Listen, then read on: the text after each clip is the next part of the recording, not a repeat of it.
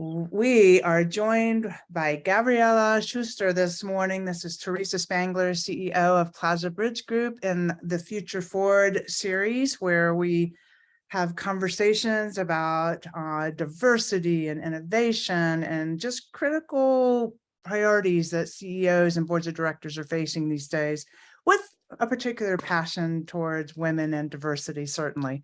So, Gavriella, you have had an incredible background. I'm thrilled to be talking to you. I'm also, so aligned with your passions, and I want to talk about those. But first, a little bit about your background, which I'm going to let you expand on. I mean, you were 25 years plus in Microsoft. You've reached the C-suite, which was very difficult during these times for women to actually come up in technology in the C-suite. And you're on several boards, which also, I believe, are maybe startups of Microsoft. So you've stayed very involved. Yeah. So I'm just very much think that your story will resonate with a lot of, particularly women, but anyone that's looking at growth and career and looking for diverse opportunities and what diversity and sort of mind shifts can help them think about. So I'm going to let you introduce yourself, because I probably didn't do as great a job as you can do in telling your own story. That was a mouthful. Thank you for having me. I'm thrilled to be here. So, as you said, I spent nearly the last 26 years at Microsoft, almost, 30 some years in high tech altogether. And across Microsoft during my time, I had 14 different jobs across 6 different disciplines. So I worked a lot across the company during a time of great growth, starting in 1995, right? So, I worked in operations and enterprise services, consulting, sales and marketing, M&A, product management. I ran a P&L. So I really worked across the company with the intention of learning as much as I could about running a company during my time there, right? Yeah. And did you seek that out, or they sought you out? I mean, it may be a combination of both. It was very much self-directed. So, Microsoft has this perspective that, you got to find your own way, right? Yeah. So, Yeah. so my objective from the beginning was, if I'm going to work in a big company, I want to take the advantage of that. And I want to go on a path of continuous learning. It wasn't really about upward trajectory for me. Mm-hmm. It was really about learning different disciplines, learning different parts of the business, different perspectives. And kind of as a Monday morning quarterback, I found that also led to, a lot of opportunities. I was attracted to anytime we had a startup business or some business that needed to be turned around. That was what I was attracted to go do. Right. And so, when I left, I'd spent the last 5 years as the corporate vice president responsible for Microsoft's partner ecosystem. And that was a phenomenal job. I had an opportunity to meet so many different IT organizations around the world and so many great CEOs. So it was really, really wonderful time for me. Where did this spark come from? I mean, yeah. To just learn different parts of the business. Yeah. And just drive. I mean, I think, I talk to a lot, I think I've mentioned to you, I talk to a lot of young professionals who want those kinds of opportunities, but aren't necessarily certain that when they exist, into how do I go? Maybe you can share what you did and what lessons maybe people can take away from this. Yeah. Well, so I guess for me, and this is why actually one of the areas that I'm focused on now is allyship. Mm-hmm. Because when I look back, I realized that the workplace for women, in particular in tech, hasn't really gotten much better, and in fact, it's gotten somewhat worse for the course of my time working in high tech. And so I really thought, like, what has helped me succeed, as you asked, right? And I realized it was my focus on building allies, and try to kind of document what did I do to build allies, and then what are the actions that allies take. And so, the way that I would move around within the organization is, one, I would find things that I thought were very interesting, right? So I was always on the search for, what is the kind of a new startup business or some business that seems not to be doing that well and I think could do much better. Yeah. And then I would get to know the leadership and the people in the team. So not just the leadership, but the people at my peer level, the people who could potentially work for me. And I would find opportunities to work with them as is, right? So from wherever I was to their organization, I would try and create a bridge and find some sort of project or stretch project where we could collaborate together. Right. So that they get to know me and I could get to know them better to say, is that really someplace I want to go? Right? Yeah, I know. And so there's a bravery to that. There is definitely a bravery to that.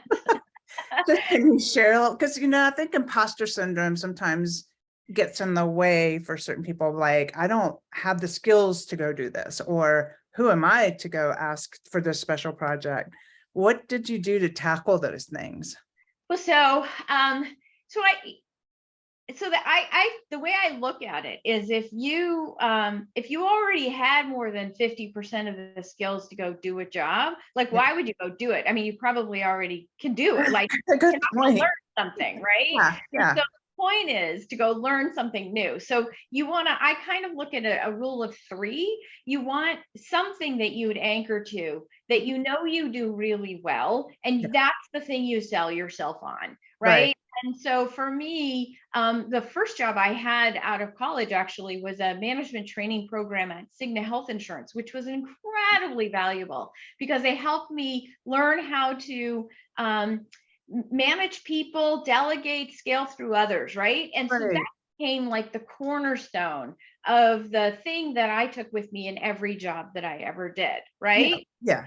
Then I think the second thing is, you want a part of the job that you can relate to, you have some experience in, but you're not an expert on, right? So for instance, is it the customer segment, or is it the, is it like, you've done marketing, but you haven't done business to consumer, or you haven't done business to business, or, or you don't,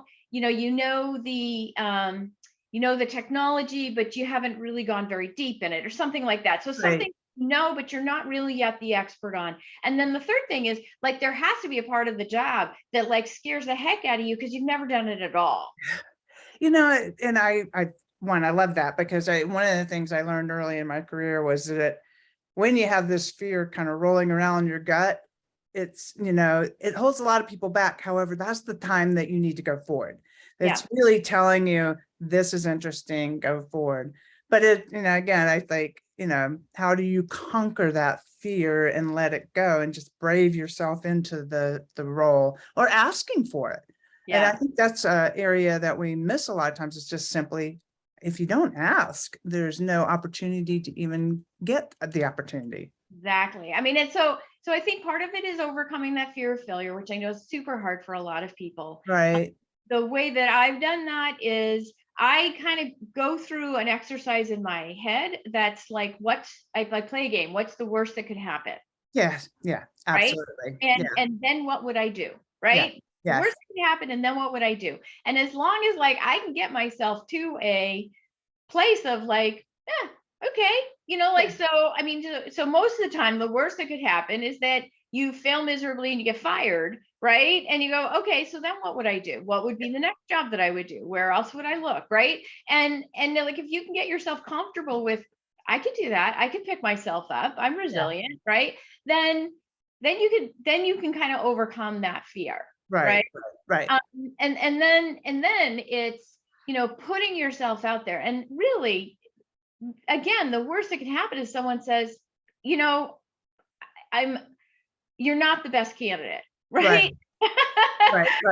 But when you're going to offer to help, like with a project, no one ever is going to say, turn it down. Oh no, it's okay, right? Like, no one is going to say that. Like, they're going to say, oh, you want to help? happy to have an extra set of hands. What is it you can do? And Yeah. like come in and you say, this is what I'm really good at. I can help you do blah, blah, blah. And they're like, awesome, you know? What I think that's excellent advice. And yeah, because really you're right. Nobody's going to turn down help, and we're all resource constrained. So put yourself out there in that way. Yeah. Excellent. Yeah, I kind of want to go back to diversity as it relates to innovation. Your experiences, we think diversity in, lots of different like coined terms, but your experiences are diverse. So the talent diversity, the skills diversity, certainly the gender and ethnicity diversity, all Yeah. these things are critical. And, our passion women, I working with the Tom Peters Company for a number of years. Women, the consumerism and buying power of women equals the third largest economy in the world.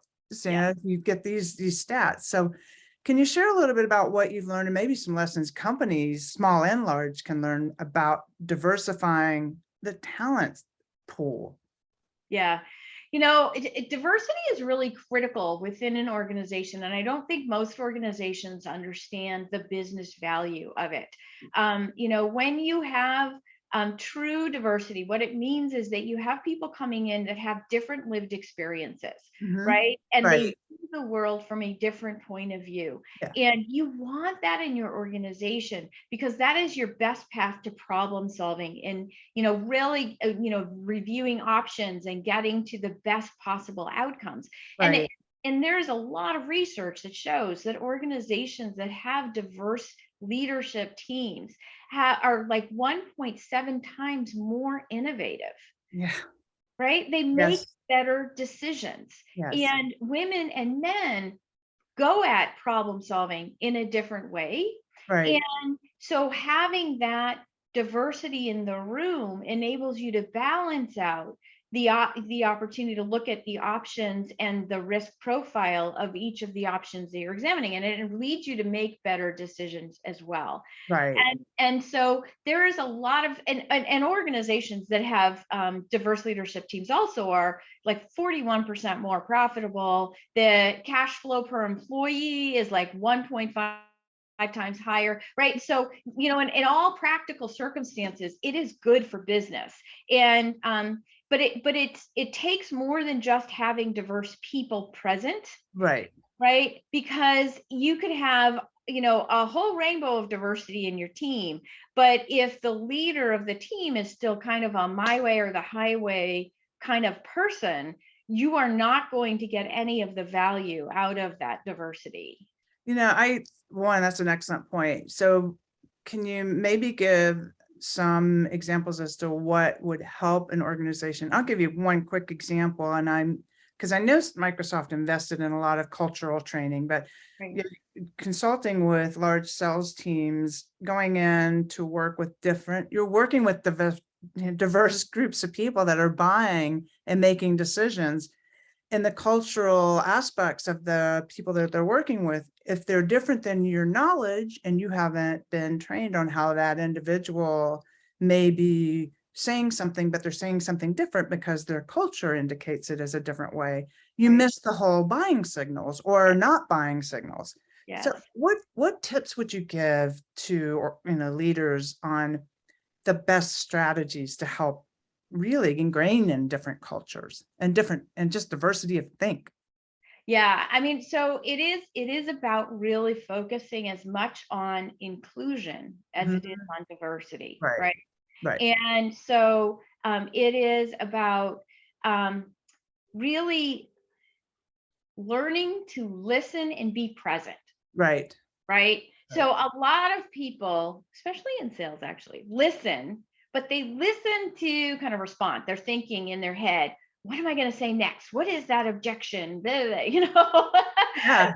And or like a lot of leaders in engineering will listen to solve a problem. So they're listening, but they're trying to listen to what's the answer, what's the answer, what's the answer. Yeah. And what you actually want when you're driving for inclusion is not to do any of those things. You want to quiet all of that energy in your head, and you want Right. to focus it exclusively on being present, hearing the words that somebody is using, watching their body language, looking for intent, and then asking questions to learn, to Right. really be curious and understand what are they trying to say, so that if you get good at that skill, regardless of what culture you plop yourself into, regardless of the way somebody starts to communicate, you can pull out of them through questions what it is they really mean and Right. what they're really trying to say, Yeah, right?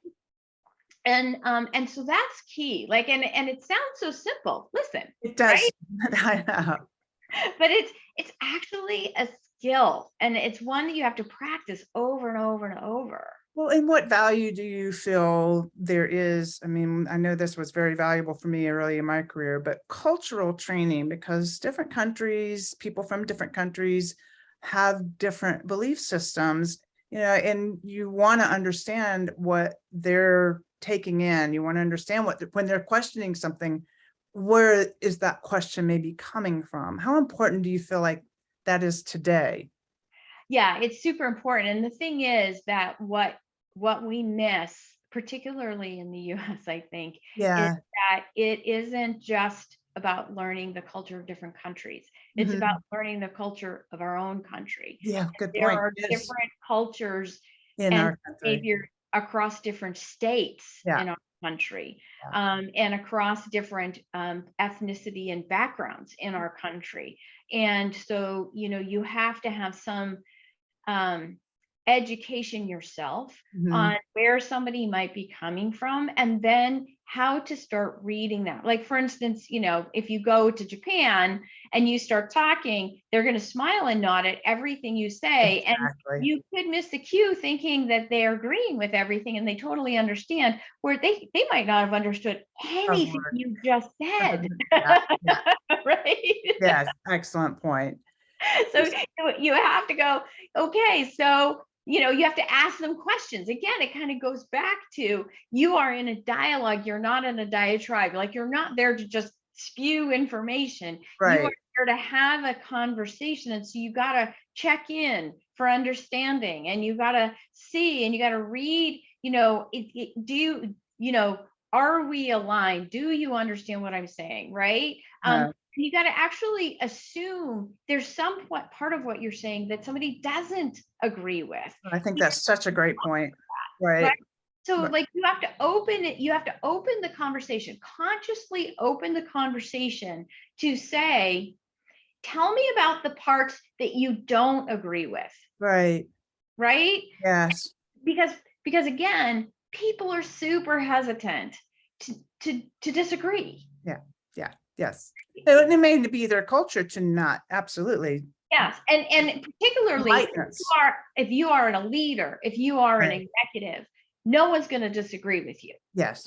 right? That's a good They may point. walk away and disagree. They may have lots of hallway chatter, but they will not disagree with you to your face unless you say, please help me understand those areas where you think I might be off track, Right. where you have a different perspective, where you view this in a different way, right? You don't have to put them on the spot and say, disagree with me, Right. right? You say, I value your opinion. I value your perspective. Please tell me, what is your perspective on this issue?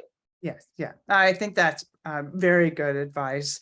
And so if you look at the things that are one important to you and the points that we've talked about where it feels like some cases we're going backwards with women, but the CEOs and boards have so many priorities and challenges with uncertainty. How do you see us being able to continue to move forward and keep this a priority? And maybe you can share a few things that you're seeing that are priorities that are, how are your leaders that you're working with handling some of these hard priorities, hard challenges with uncertainty? Yeah, I mean, so again, I liken a lot of this back to Yeah, diversity, equity, and inclusion, because I think it's actually core yeah, to all these problems that leaders face today. When yeah. you talk about, the best leaders of the future are those that really understand and have empathy, Right, right? Okay, well, empathy isn't something that somebody just goes, I'm going to have empathy, right? right. As a matter of fact, if they did that, it Yeah. would probably not come across very authentically. And so the way that you learn to have empathy is you learn how to listen. You focus on making other people successful, on building their confidence. You focus on bringing people and their ideas into a conversation. So a lot of the actions allies will take are leadership actions. Yeah. They are Good things point. that make someone a better leader. So when I go through, like, there are 6 actions that allies do every day. Yeah. They advocate, they listen, they lift up those around them, they include them, they elevate them, and they sponsor them. Yeah. And those are all the actions that a great leader will do. And so by practicing those different behaviors, Mhm. you practice leadership, and you have to do it with intention. You work with intention to do that. And so when you think about, some of the challenges facing leaders today, there's a talent shortage. Yeah. There's hybrid work, Yeah. right? There's challenges around helping people to be more productive. There's challenges around mental health, right? Those are all big challenges that leaders face today in Right. building great organizations, in building for innovation, Right. right?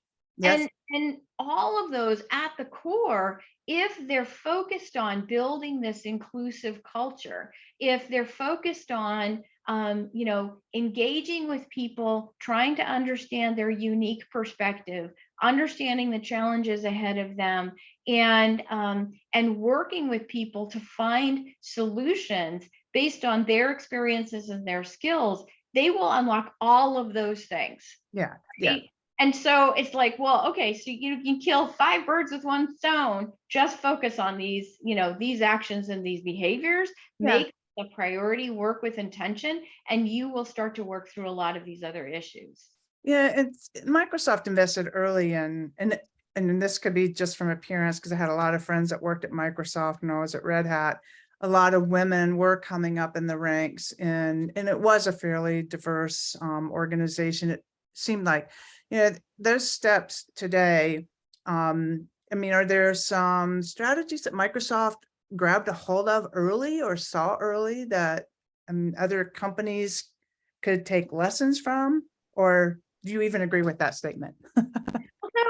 So Microsoft came from roots of having a really, really hard culture. Hard Yes. culture, right? Yeah. It was very it was driven by conflict. Yes. Had to love conflict Yes. to thrive in that organization, Yeah. right? Yes. And Satya really has tried to shift the focus of the organization away from that, and away from kind of this staunch thing of like, you will be absorbed into the Borg, and we hire people, we only, there was all that rhetoric, right? We only hire the smartest people, we only hire people who are a Microsoft fit. Like, all of that is very counter to diversity. Yes. Yes. Right. Yes. And that was the roots of the company, like, to do Yeah. that. And so created a not a very diverse organization from a innovation thinking perspective. And so when Satya came in, he was like, look, we need to break out of this. We need to go through growth mindset. We Mhm. need to challenge the status quo. We need to rethink what we do. And so that's been his mission, is to push the company to move away from kind of those tried and truisms of the Yes. organization, Yeah. and move and challenge that, and move on. But what spurred me, when he started as the CEO, he said something that was incredibly powerful to me. And he said, oftentimes it is the job that is your platform, Mm. right? Yeah. And becomes your brand. Right. Sometimes you're lucky enough to get into a position where you can shape that, what is the platform, through your job. Mm. Right. Yeah. And I that was a super empowering statement to me as the corporate vice president for the ecosystem. Yeah. I got so frustrated that, you know, there were fewer women in tech. There's Sure. fewer women in tech now than there were when I started in 1991. Yep. That's horrible, Yeah. right? Yeah. That, you know, the microaggressions persist. There, you know, I did roundtables, and there were like, as there was this huge email chain, and talked about like so many women chiming in with their challenges and their issues and asking questions. And when I read that, I thought, holy cow, it hasn't changed. Like, it's gotten worse from like, these are all the same challenges I've had through the years. Right. Like, how do we break out? And Yeah. and I realized that I was in a position not only to change that experience for my organization, but to start driving diversity and inclusion across the industry through my position. Yeah. Excellent. Right. And Yeah. so that was like this wake up call for me. Right. You have an opportunity to create a platform because of your position, and get people to start thinking about this differently. So that's you becoming a true leader, not just in your company, but in your sort of mission, your personal mission and passion, which I love that. And I think, you know, a lot of people that interview, what you're also giving tips on is what to be looking for. There's two-sided, right? For companies to survive the future, this is imperative. So I think, you know, where Microsoft has moved to, he saw the trends that this is an imperative stance that we must take to be continue our global leadership. For individuals looking to go to work for companies, are there questions that you could trigger or help them think through to ask the companies to sort of uncover what that real corporate culture is? Yeah. I mean, part of it is asking things like, can you tell me about how decisions are made? Yeah. Right. Yes. Um, as I look to join, how do people traverse the organization? Mm-hmm. Right. Yes. What does collaboration in this organization look like? Excellent Right? questions. Give Yes. me some examples. How many shared goals do divisions have with each Right. other? Yeah. Right? You can ask questions like that. Give me examples of how the organization lives up to its values. Yeah. Right? Yeah. And if the person you're talking to hesitates in answering those questions, Yeah. then it's kind of a flag, and it Good means point. ask more questions about that.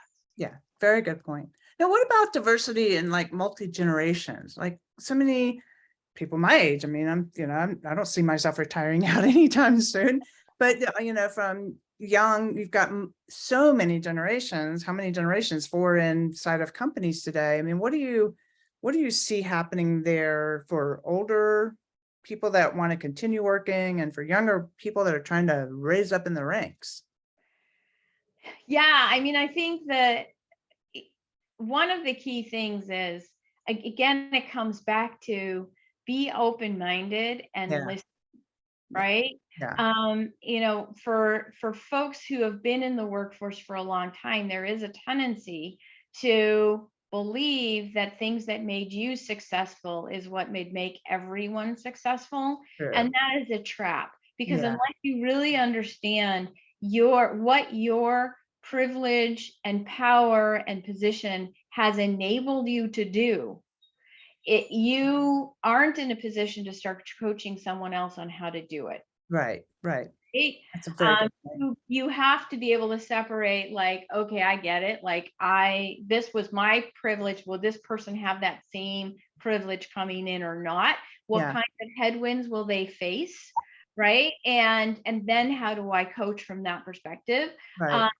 Um, and then people who are coming into the workforce, you know, if they come in like, well, I'm good, I know it all, right? Because that, you know, when you're young, you tend to have a lot more confidence. You haven't, fortunately, you haven't kind of had people, you know, kind of go through all the stuff that could erode your confidence, but at the same time, like, you want to keep your confidence, but don't want to be arrogant, Yes, right? Yeah. And so to avoid that, you want to go in listening and not be in a position that says, I need to go prove myself. I need to prove how smart I am, or I need to prove that I belong here. It's work from a point of security, not insecurity. Yeah. And Yeah. a point of security says, like, I belong here.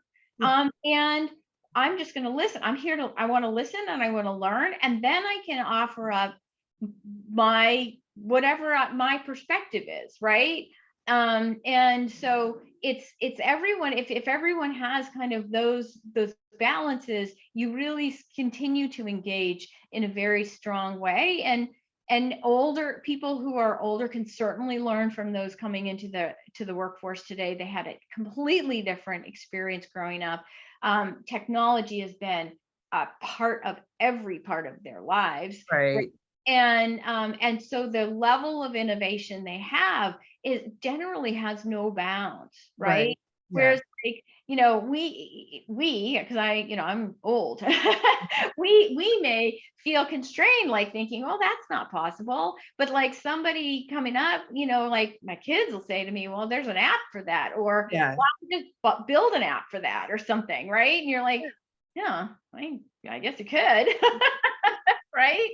So, so it's about keeping that open mind and knowing that you can learn from anyone. Right. Very good advice. I guess, where are you focusing most of your attention these days? And, just share a little bit about that and, things that, again, trends that you might be seeing that will help people understand. Because I think it's, the fear of AI replacing people. I mean, imagine, let's forget about diversity. We're not going to have people working. So talk a little bit about what you're doing today and then how you see technology playing into this in the future. Yeah, well, so the areas that I am focused on is around security and AI, because I do believe that those are two areas of technology that people absolutely need to continue to innovate, right? Yeah. You need security because through all of these changes, you need to make sure you're protecting the data, you're protecting people's privacy, that and that you are protecting your corporate assets. Right. Yeah, exactly. And so that is critical to any differentiation or innovation you're going to drive. But then you want to innovate, and I see artificial intelligence as a key mechanism to be able to innovate, because there's so much more data that is available today, so much more content being produced today than ever has been before. And so as humans, we have limited capacity to, kind of take all of that in all of the time. But if we can augment our own capacity with AI, with the technology that helps us to categorize it, bucketize it, analyze it, turn it into value, then it enables us to do the best part of it versus the kind of grunt work of it, right? And the best part of it is now take the insights out of it, right? And take the things that nobody actually wants to do, and let's figure out how you use the technology to do those things so that people can do the things that really unleash the next generation of the things they can do, right? The human brain is so much potential that when you can take away a lot of the chores of the industrial revolution, right? Yes. And then put people in a place where they're using their finer motor skills, where they're using their creative brain, where they're using their analytical brain, where they are actually spending time learning to be present and connect with people, which is stuff technology can't do that stuff. Right? That's people to people stuff. And so those are the areas where then we really unlock a different kind of society and a different level of innovation, and honestly a different level of equity if we do it well. And Right. so that's why I'm also very focused on how do we drive to equity? How do we drive to, valuing that diversity, and really creating those cultures where people can use the best part of themselves when they go to work. Well, so if you go to that point, one of the challenges when we're doing engagements and clients, and they could be technology companies and traditional companies, but not everyone has the experience with data or analytics, or the savvy to be able to, they just haven't been trained in that area as much. I mean, I talked to Fortune companies, our oil and gas companies, energy companies, and there's a gap, a knowledge gap. What can you maybe impart on these companies about getting that experience, or just the education inside of the company to train more people on?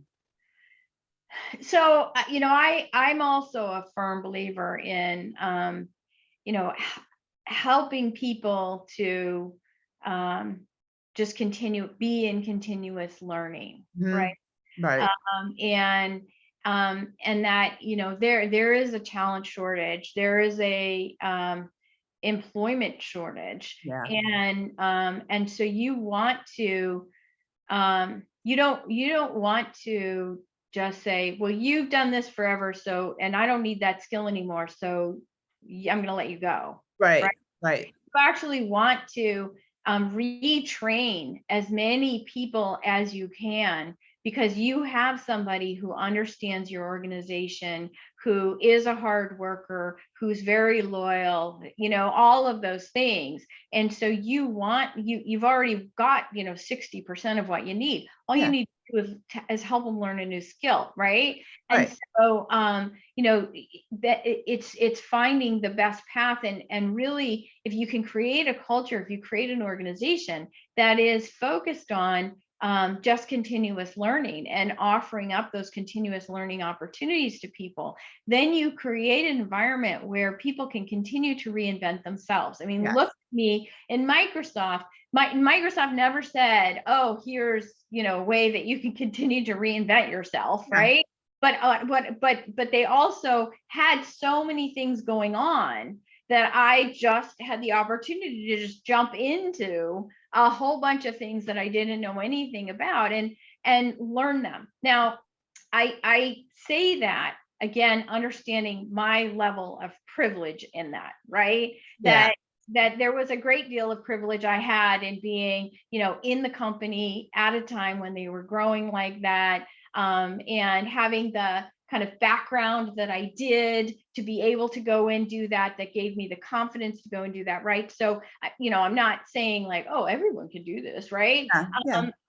But it's how do you set up the environment in a way And that that's, yeah. everybody, that tailwind, that it gives everyone that privilege, right? Puts everybody in a place that says, we value you as a human being, and we want to help you find your best self, Right. find Yeah. capabilities, unlock the capabilities that you have. Yeah. I think that's really important advice. And yeah, it's a talent gap, but you're creating a knowledge gap. So if you don't fill the knowledge gap, the talent gap's a hard challenge. The knowledge gap you can do something about by just retraining. So I totally agree with you. Well, Gabriella, you've spent so much time with us today, and I really appreciate it. Are there any parting words of wisdom, and anything you want to share with our viewers out there? I would say, all of this is really about working with intention, Yes, that's a right? very good point. That you have to, none of this happens on its own, Yeah. right? As a leader, you have to work with intention at being clear about your values. You have to work with intention in structuring and celebrating the culture that you aspire to. As an individual, you have to work at building your own confidence, at feeling empowered, and at working with intention to include others and be an ally to others every single day. Right. Right. Very good. I really appreciate your time today. Thank you for sharing so many great lessons with us. I'm going to stop our video, and for all of the viewers, we'll have links in our info when we post the interview. So Awesome. thank you for joining us. Yeah, thank you.